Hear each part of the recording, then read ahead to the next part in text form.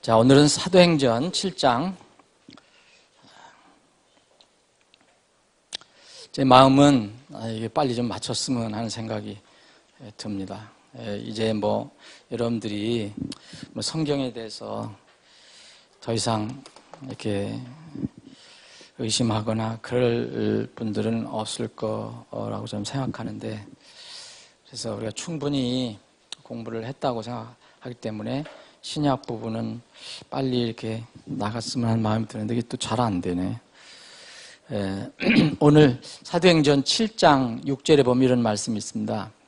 또 하나님께서 이건 이 스데반이 이스라엘 백성에게 반역하는 이스라엘 백성을 향해서 이렇게 설교를 한 내용 중에 들어있는 겁니다.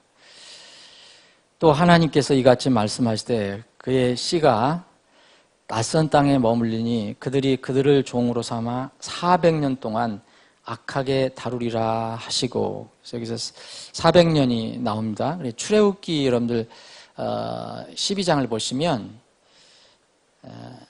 출애굽기 10장 40절 41절에 보면 이제 이집트에 거하던 이스라엘 자손이 머무는 기간은 430년이었더라.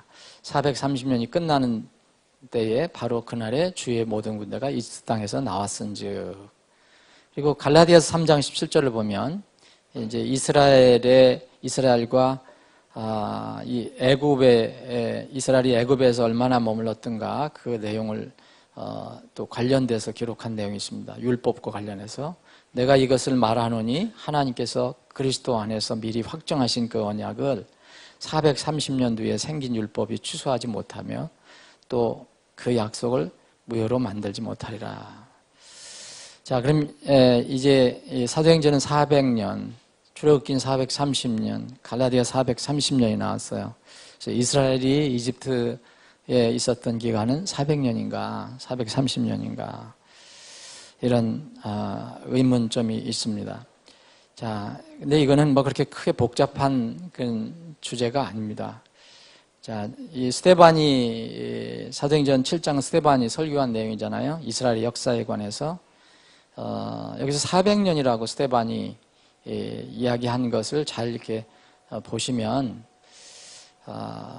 이스라엘 백성이 그의 씨가 낯선 땅에 머물 텐데 그들을 속박하여, 그들은 이 애굽 사람을 이야기하겠죠. 그들이 그들을 속박하여, 여기서 그들은 애굽 사람, 그들은 이스라엘 사람 속박하여 이렇게 노예처럼 다룬다는 거죠. 꼼짝 못하게 해서 400년 동안 어떻게 하냐면 악하게 다루리라. 그래서 악하게 다루리라. 그리고 잘 한번 400년 동안 어떻게 했는가. 그리고 출애굽기나 갈라디아에서 보면 이 출애굽기는 이집트에 거하던 기간이 430년이었더라. 430년이 끝날 때에 이제 출애굽을 할 거다. 이렇게 기록을 했습니다.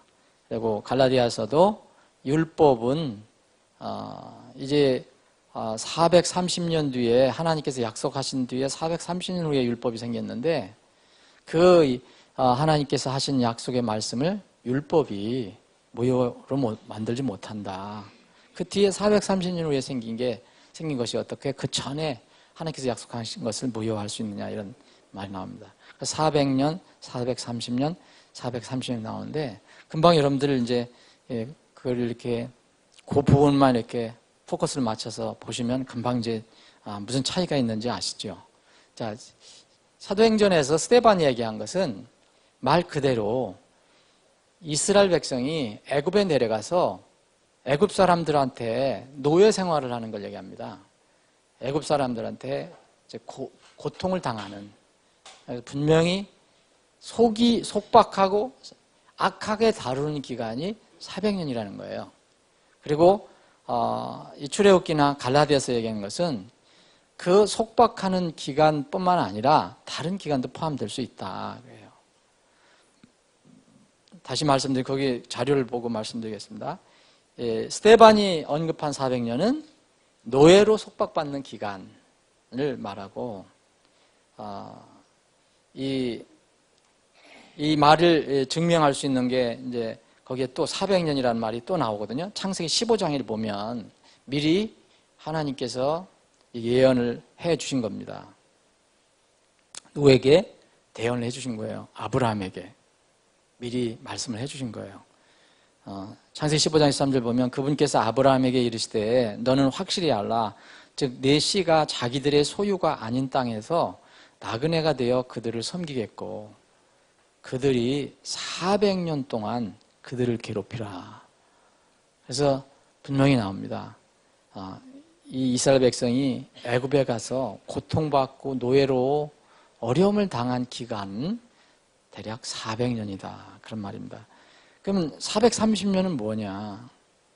이스라엘이 이집트에 어쨌든 뭐 이럭저럭 뭐 어떻게든 간에 머무른 총 기간은 430년이 될 수 있다는 겁니다. 그래서 430년 중에 400년은 고통을 받는 기간이었어요. 30년은 그럼 우리가 정확하게 이 성경에서 30년 어떤 기간이라고 얘기하고 있지 않지만 아마 이럴 수도 있을 것입니다. 여러분 요셉이 이집트 파라오의 이 제2인자가 됐어요. 파라오가 다 맡겼어요. 어떤 면은 또 제1인자예요. 이 파라오가 간섭하지 않고 요셉이 원하는 대로 다 하게 했어요. 그 이집트의 제2인자 총리 대신이 되어서 이집트를 다스린 기간입니다. 여러분 이 기간 정확하게 얘기할 수 없지만 그 기간에 이스라엘 사람들은 여전히 애굽에 머물러 있었지만 그들은 괴로움을 당하지는 않았습니다. 여러분 아시죠? 딸을 분리시켜서 고센 땅에 분리시켜서 이제 오히려 애굽 사람보다 더 큰 혜택을 받았습니다. 하나님께서 그렇게 역사하셨고 그래서 그 총리 대신이 있는 기간, 총리 대신으로 이스라엘 사람인 요셉이 있는 기간은 그렇게 괴롭힐 수 없었어요. 괴롭힐 이유도 없었고요. 그런데 이제 출애굽기 1장, 창세기 끝나고 1장을 읽어보면 이제 이스라엘 백성이 고통을 받기 시작할 때가 뭐냐면 그 파라오, 요셉을 알지 못하는 파라오는 한 사람 얘기하는 게 아닙니다. 우리나라 같으면 대통령이 뭐 1대, 2대, 3대 이렇게 다 있는 것처럼 대통령이라는 말과 같은 거죠. 왕이라는 말이에요. 왕. 다스리는 자. 그래서 이 파라오도 있고 저 파라오도 있고 다 이름이 다른 거예요. 다른 파라오가 일어났을 때, 다른 왕이 일어났을 때 그 사람이 요셉을 알지 못하게 됐어요. 요셉을 인정하지 않는, 모르는, 이럴 때 이제 이스라엘이 핍박을 받기 시작한 겁니다. 그래서 이제 출애굽의 이제 그 분위기가, 배경이 이제 세워지기 시작한 겁니다. 그래서 출애굽기 1장을 보시면, 그래서 그때 파라오가 요셉이 알지 못하는, 요셉은 정말 이 이스라엘을, 아니 이집트를 위해서 굉장히 애를 쓴, 그리고 이집트를 먹여 살린 사람 아닙니까? 구한 사람 아닙니까? 근데 그 요셉을 알던 파라오가 죽고 다른 파라오가 나왔을 때 이제 요셉을 인정을 안 하는 거죠. 요셉을 모르는 그런 파라오가 나왔을 때 이제 이 이스라엘 유대 사람들이 너무 많이 늘어난다. 그래서 핍박을 하기 시작했잖아요. 그래서 이제 모세를 통해서 하나님께서는 이스라엘을 이제 출애굽시킵니다. 그 기간 이스라엘 백성들이 이 애굽에 내려와서 거주했던 기간, 총 기간은 430년이라고 볼 수 있습니다. 그런데 그 고통받는 기간은 400년이었다. 그래서 우리가 400년이라고 얘기해도 큰 문제가 없고요. 이제 이스라엘 백성이 애굽에서 이렇게 있었던 기간은 430년이라도 큰 문제가 없습니다. 또 어떤 학자는 이렇게 접근합니다. 430년 후에 이제 이집트를 탈출했다 그랬으니까 시내산에서 율법을 받은 때로부터 거꾸로 거슬러 올라가요. 이제 애굽을 바로 탈출해서 이제 그 시내산에 가서 저기를 받잖아요.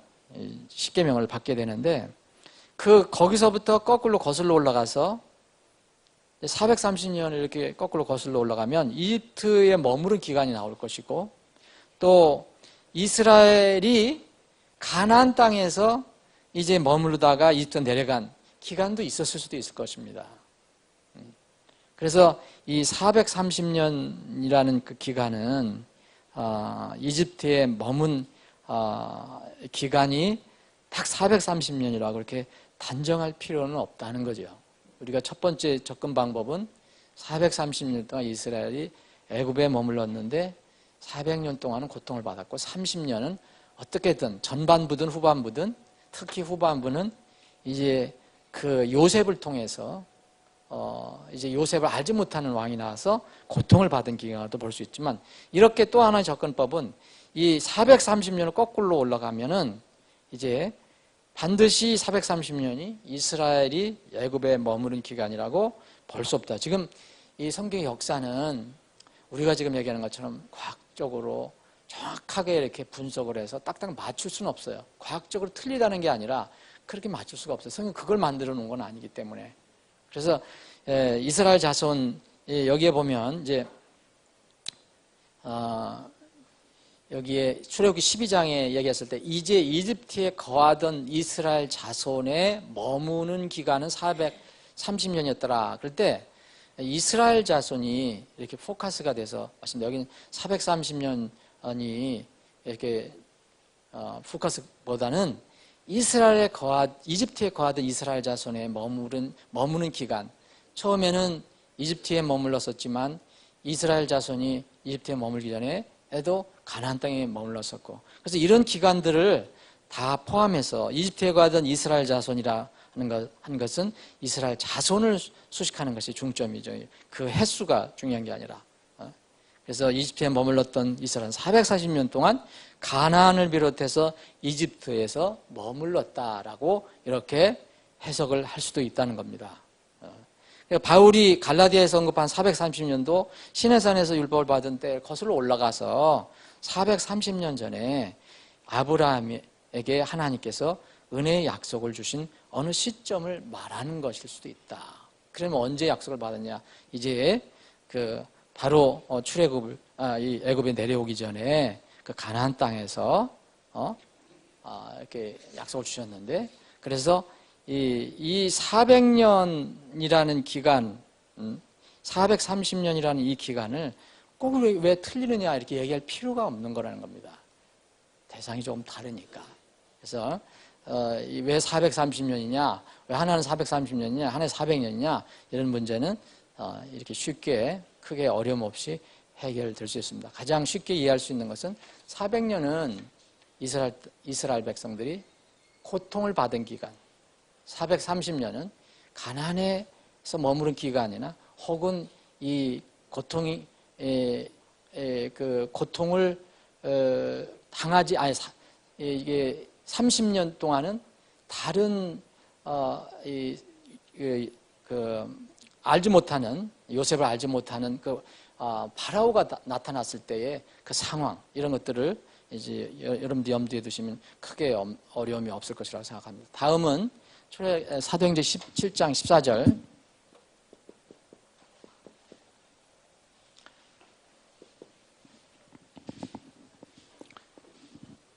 여기에 보면은 이스라엘 백성, 이게 더 비슷한 건데요. 이스라엘 백성이 그 가나안 땅에서 애굽으로 내려간 그 사람이 몇 명이나 되느냐?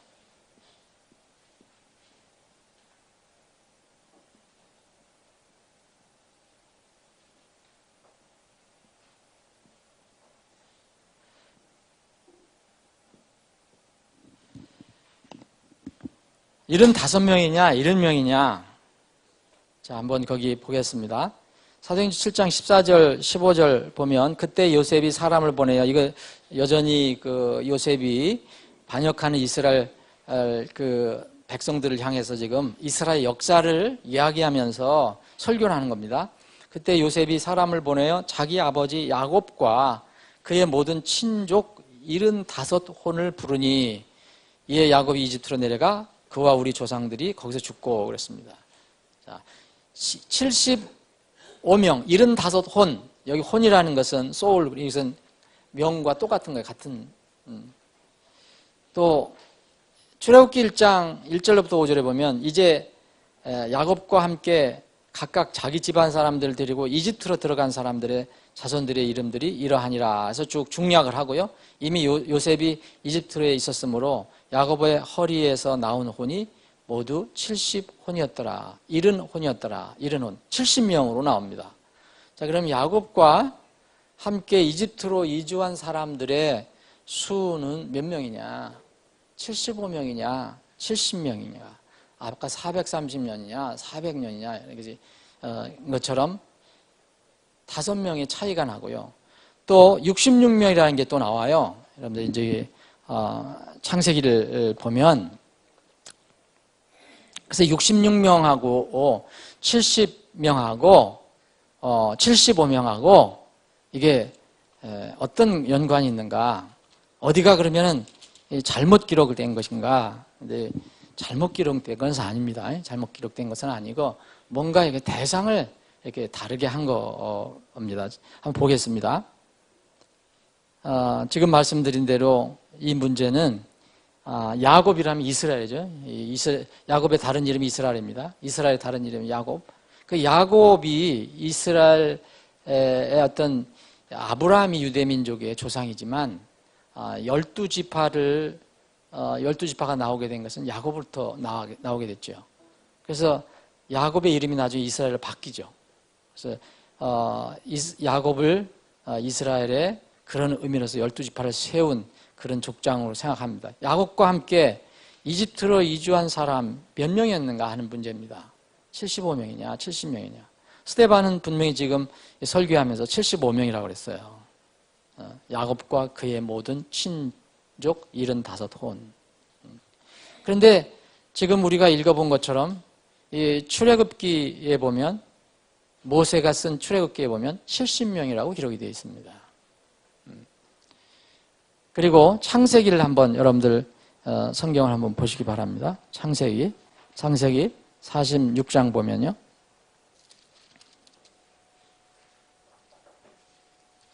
하나님께서 이렇게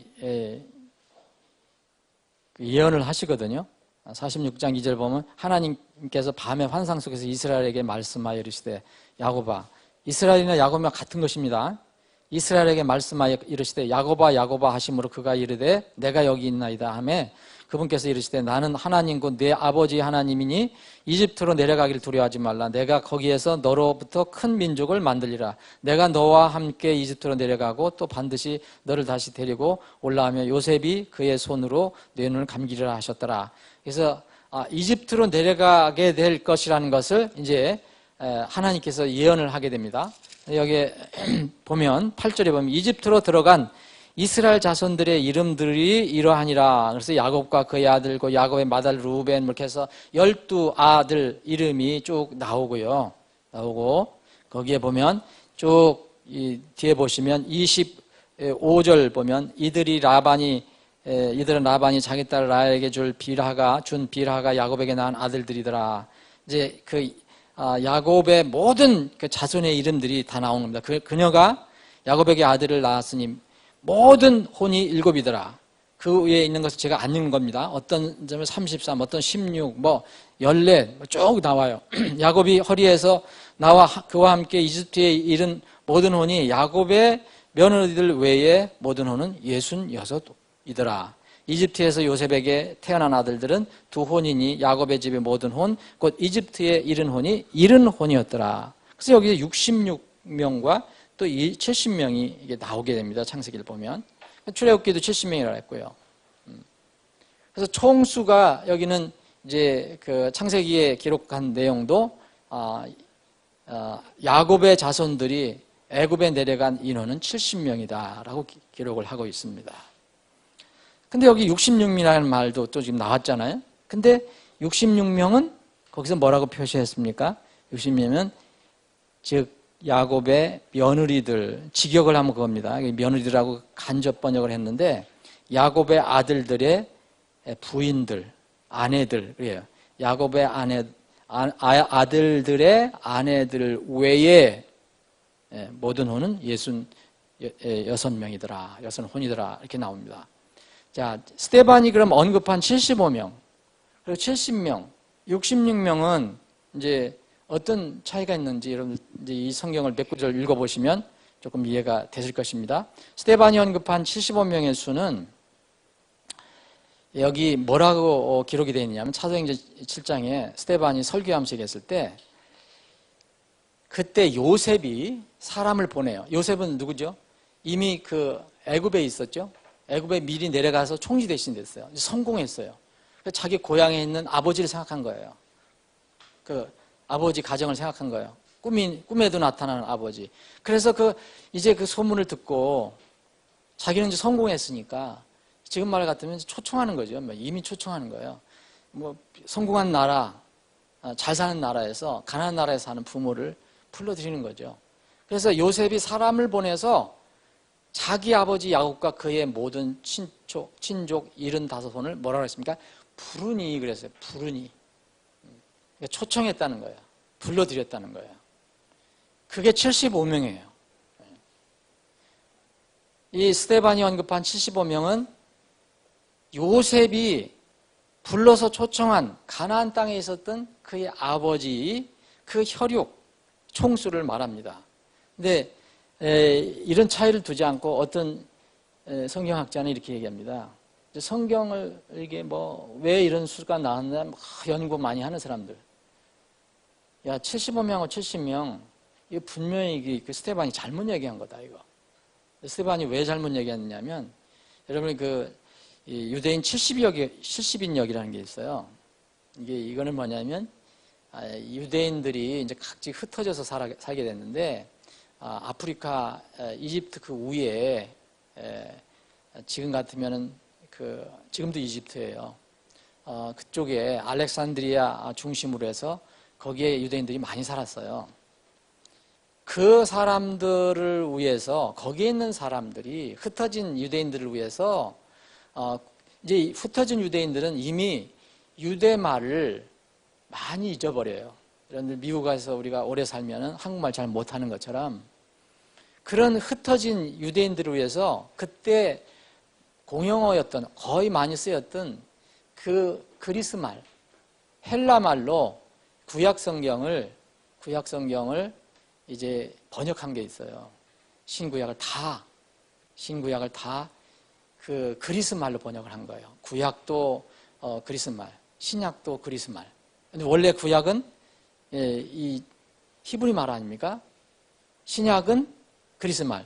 근데 이거를 구약까지 다 그 그리스 말, 사람들이 알아듣게끔 이제 히브리 말을 잃어버린 사람들을 위해서 다 만들어 놓은 거예요. 그게 번역한 것이 바로 그게 70인역이라는 거예요. 많이 이름 여러분 들어보셨을 거예요. 70인역.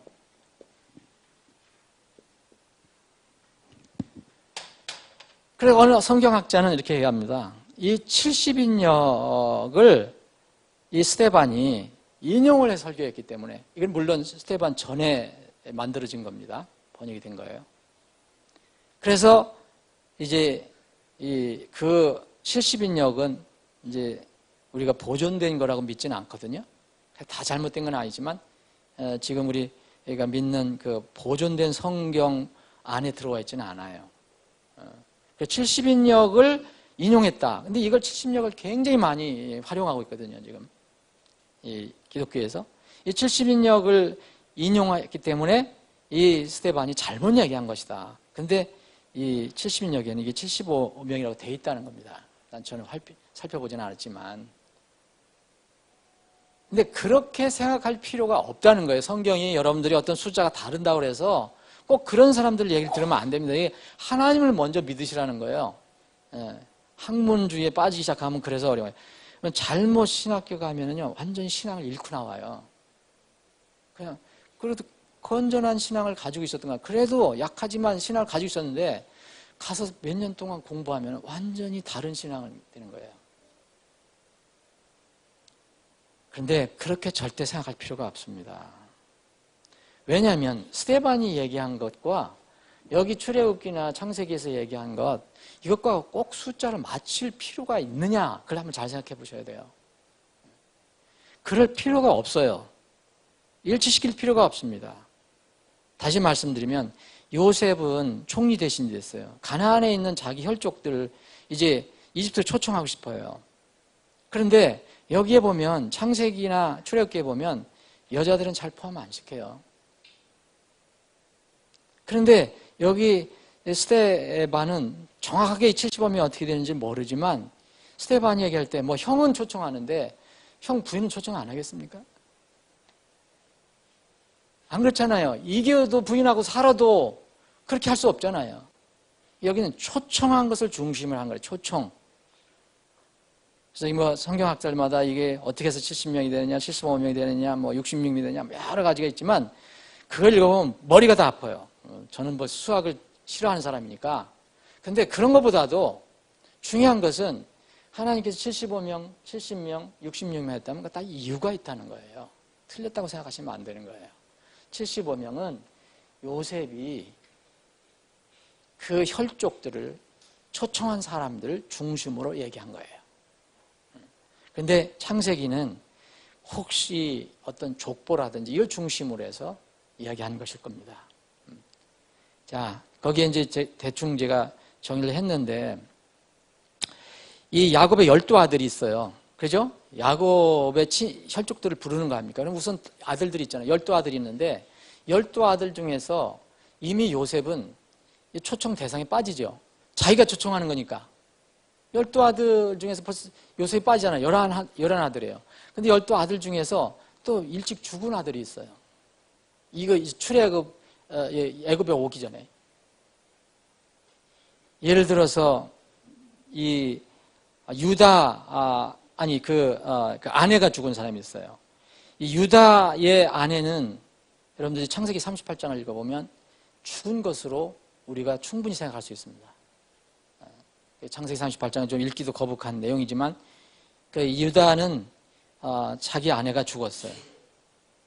그리고 창세기 46장을 보면 시몬의 아내도 죽은 것으로 충분히 얘기할 수가 있습니다. 그래서 우리가 성경에는 잘 알 수가 없지만 이 그 혈족 중에서 어떤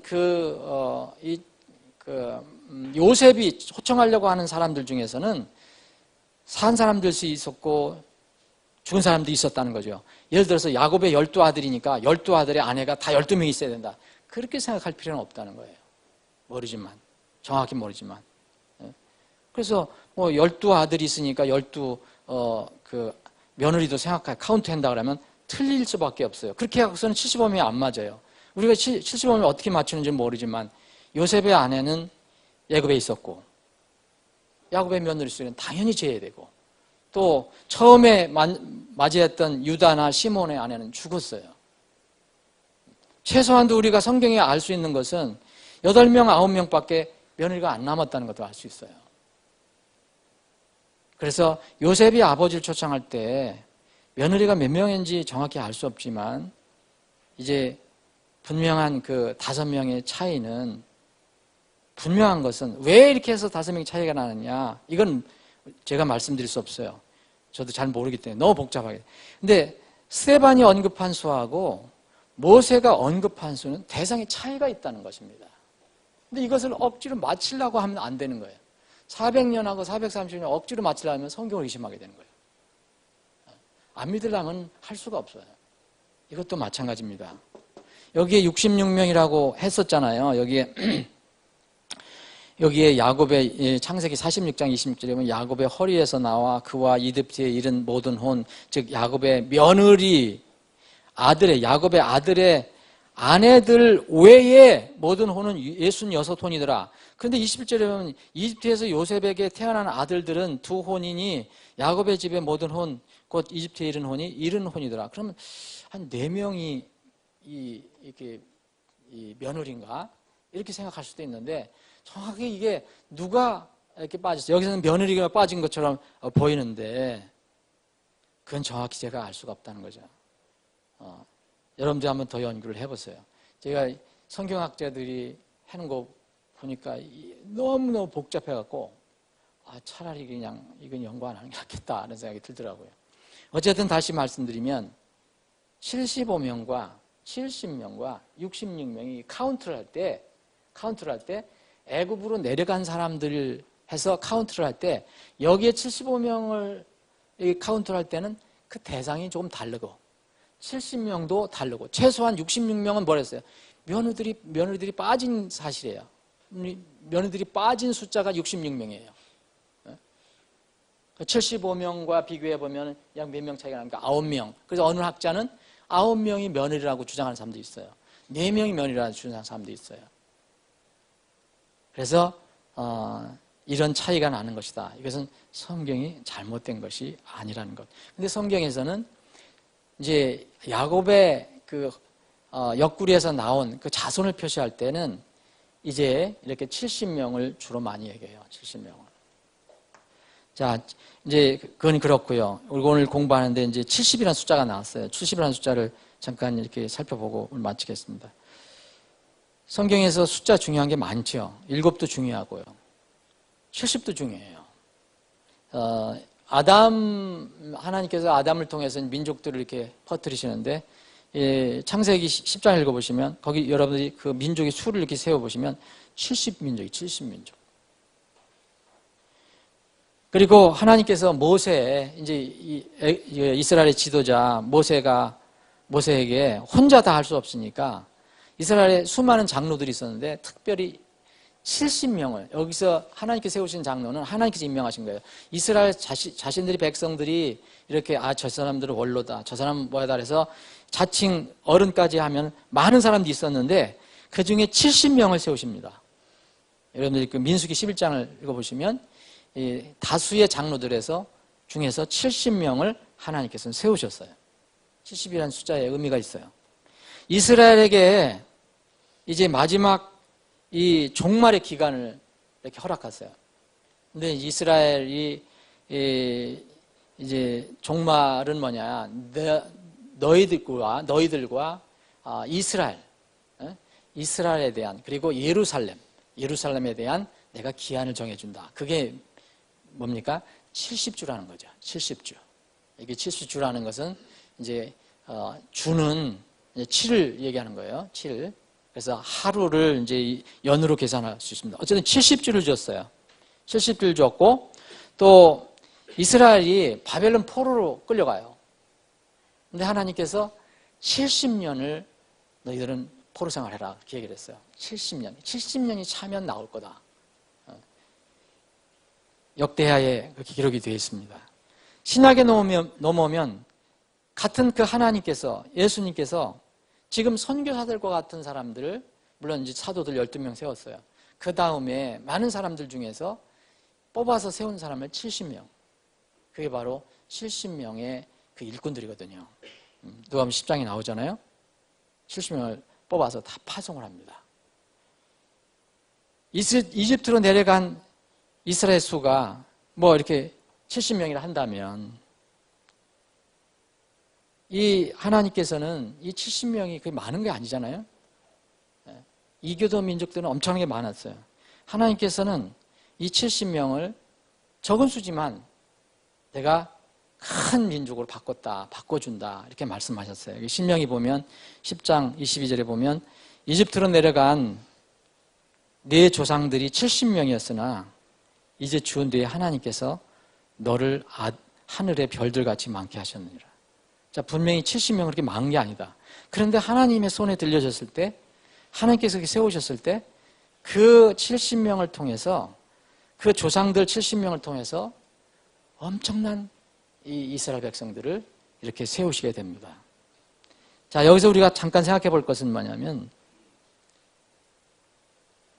꼭 70명만 얘기할 필요가 없습니다. 그런데 어떤 적은 수가, 내가 적은 수라고 생각하는 그 수라도 주님의 계획 안에 들어가면 그것은 얼마든지 위대한 것으로 바뀔 수 있습니다. 우리가 적은 힘이다, 적은 능력이다 이렇게 생각하는 것이라도 우리가 그게 주님의 손에 맡기기만 하면, 주님의 손에 들려지기만 하면 큰 능력으로 바뀝니다. 저도 때로는 그런데 빠지기도 해요. 우리가 왜 이렇게 부족할까, 연약할까, 그러지만 성경을 아무리 읽어봐도 하나님은 절대 수를 따지지 않으시더라고요. 중요한 것은 우리가 하나님 안에 있느냐, 하나님이 주어졌느냐, 하나님의 손에 있느냐, 그게 중요해요. 그래서 내가 모든 것을 할 수 있는데, 지금 여러분들이 모든 것을 다 할 수 있어요. 근데 전제 조건은 여러분들을 강하게 하시는 그리스도의 손 안에 있어야 돼요. 그럼 다 할 수 있어요. 빌립보서 4장 13절이 그거 아닙니까? 나를 강하게 하시는 그리스도를 통하여 내가 모든 것을 할 수 있느니라. 뒤에 있겠구만. 내가 모든 것을 해야 되는데 내가 왜 이렇게 약해? 내가 뭐 이렇게 성공도 하고 커지고 해야 되는데 그 앞에 있는 거 나를 강하게 하시는 그리스도를 통하여 해야 된다는 거죠. 이게 신약이나 구약이나 원리예요. 지난주에도 말씀드린 것 같은데 절대로 적은 수, 적은 약물이 하나님께서는 우리에게 낙심하지 말라. 적은 약물이요. 두려워하지 말라. 너희 아버지께서 구한 걸 너희에게 주시기를 참으로 기뻐하신다 그랬습니다. 중요한 것은 우리가 얼마나 정직하고 또 바르게 신실하게 주님의 손에 들림 받느냐, 주님의 손에서 쓰임 받느냐, 그게 중요합니다. 아버지 하나님, 오늘도 모이게 하셔서 이렇게 짧은 시간이지만 말씀을 상고해 볼 수 있도록 인도해 주심을 감사합니다.